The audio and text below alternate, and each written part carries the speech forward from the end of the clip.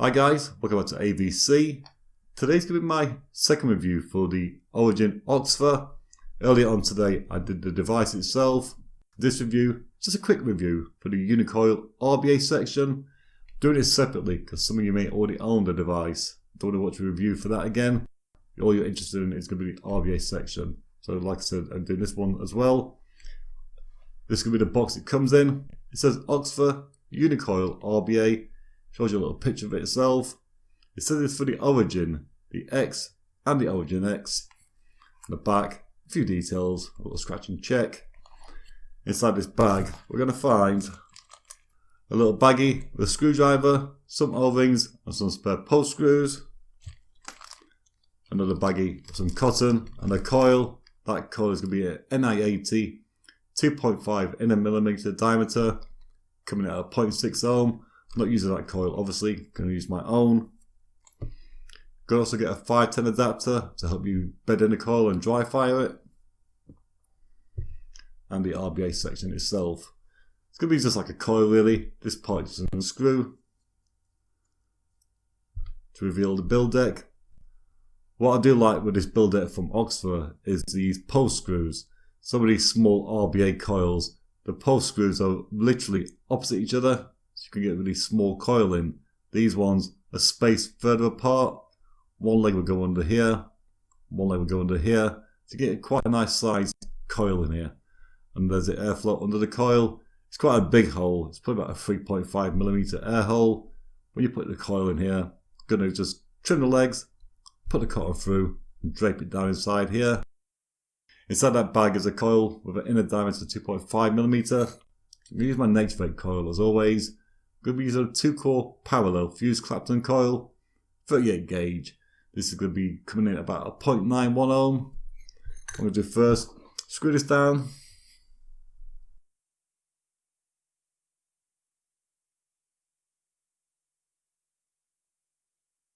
So yeah, here's my coil. I've added another half wrap to make the legs face opposite each other. What I'm going to do first, get one leg in one side.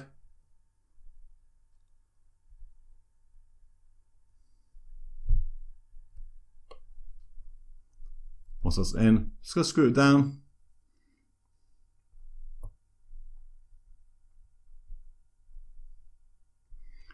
It's very nice and very simple to get these coils in. Easy to get your leg inside there.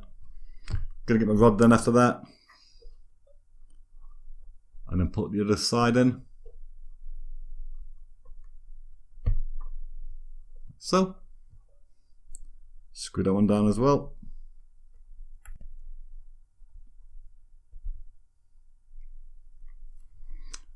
And that was it. That's how simple it was to put it in. Like I said, it's nice. There's a little ledge here and the ledge here. Put one leg inside, put on a screw, screw it down. The same on this side. This coil is quite thick, I must say. I have to raise it up a little bit so it's not touching the deck, not touching the air hole. Move it along slightly as well.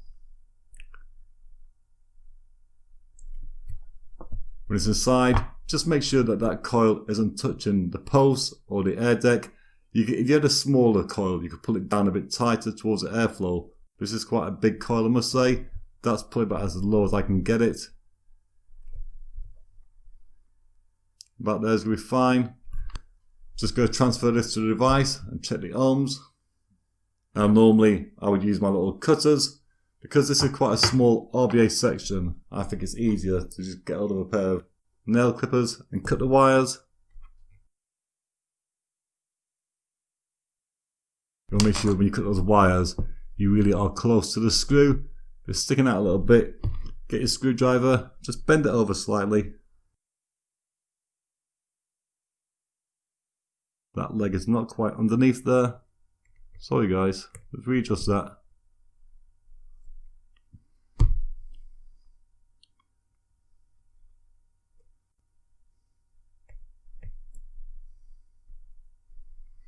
These really are quite awkward to build on a camera. In real life, when you're not recording it, I find it quite easy, I must say.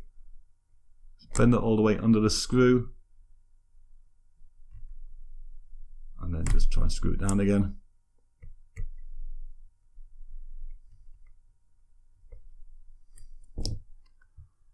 Let's have a look at that one. Right, that's saying 0.8.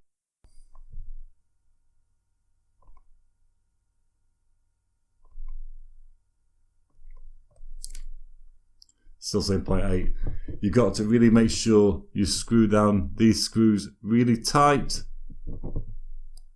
Obviously one of them wasn't screwed down enough. That's now fine. What I like to do then is just keep an eye on the arms, get the top cap and screw it on. Just to make sure that the arms aren't jumping around. If the arms do jump around, it means one of these legs isn't cut short enough. That's still a 0.8 ohm. So yeah, let's go a quick wick.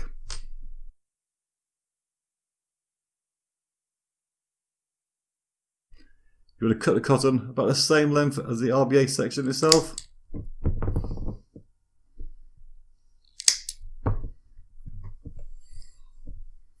What I then do is I always cut a little bit off the top at a 45-degree angle.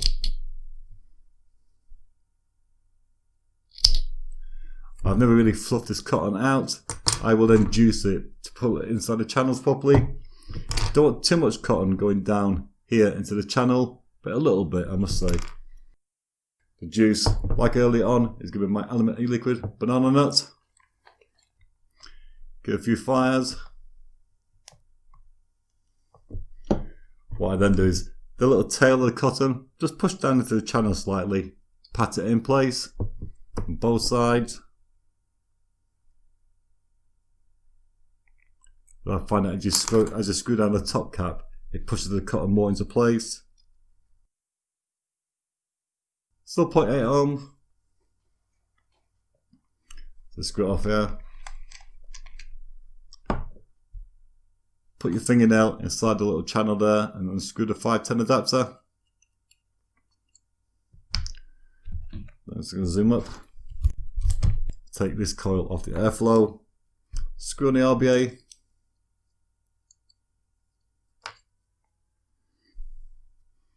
Push it like so. Like I showed you early on, if your airflow is facing the wrong way, take it out and turn it around the other way, because there's going to be two little channels. Instead of having that one there, turn it around to be this way, and that way you can get to the airflow when the pod's installed. Got to fill it up quickly.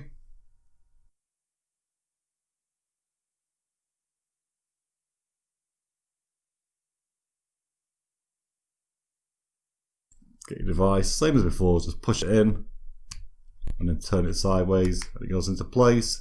Like I said, if you do it that way, the airflow is facing this way. This is reading that coil at a, we can zoom in, 0.92. So like I said earlier on in my early review for the Origin itself, this will only let me fire this up to 15 watts and go back down to 5. I'm going to set it to 12 watts. Put it back. So yeah, that was a quick look at the Oxva Unicoil RBA. Let's go up top, have a quick vape. So yeah, there we are. That was a quick look around the Unicoil RBA from Oxva. This says it's for the Origin, the X and the Origin X. I haven't got those other two. I've got just the Origin. So I'm assuming they all use the same coils and therefore the same RBA section. Good points for this one will be, obviously, it has a 510 adapter to help you build and dry fire your coils. That build deck, again, is another good thing. Some of these small RBA coils, those post screws are really opposite each other. There's not a lot of space to get a nice sized coil in there, because these are at a different size apart from each other. And those two little ledges to put your legs in, you can get a nice medium sized coil in there. If you use a small coil, like I showed you, you could lower it down slightly more towards the air hole. Mine was down as far as it would go. It's a bit nervous to not touch the post or the airflow. It's been performing really, really well, I must say. This is that coil, same juice, my banana nut.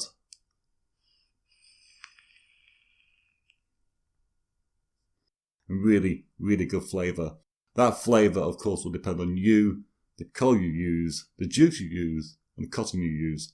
But if you are looking for a kit that uses stock coils and also has an RBA coil, then the Oxva Origin Unicoil may be for you. I will be using this more and more often than the coils because I like to rebuild more than use stock coils. The stock coils for the Origin are really nice, but like I said, I like to rebuild my own. So big thanks to Oxva for sending out the device and also the RBA coil. Guys and girls, if you like the video, why not give me a thumbs up? Dislike it, of course, give me a thumbs down. And yeah, I'm going to see you all on the next one.